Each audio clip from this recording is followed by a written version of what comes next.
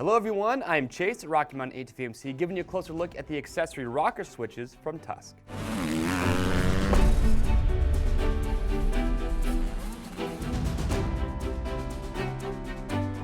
Alright, so if you're planning to install some electrical accessories on your UTV, maybe it's a lighted whip or a light bar or even a winch, well, chances are that Tusk has a rocker switch that's going to be perfect for the accessory that you're installing. We have 7 to choose from, and today we're just going to quickly walk through and show you each one that we have to offer. Now before we talk about each one, just real quickly point out some common features.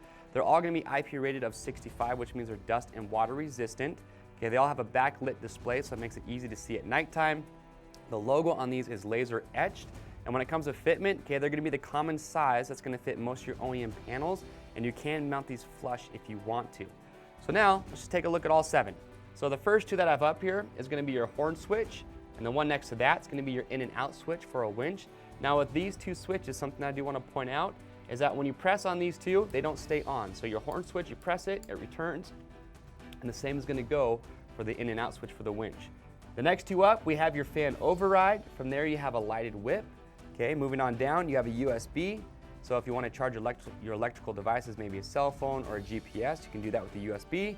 Next up is the universal switch. So this is going to have a red light display. You can see no writing on it, so whatever electrical accessory you want to hook that up to, you can. And the last one is going to be for an LED light bar.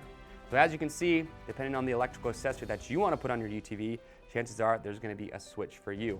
Now the last couple items that I do want to mention when it comes to mounting, okay, some of your machines are going to have designated spots for a rocker switch. So with those, you just pop those out and then you install your switch. However, on other machines, it will require you to drill a hole. Now that hole needs to be 0.85 by 1.43 inches, and these are going to come with instructions for the wiring.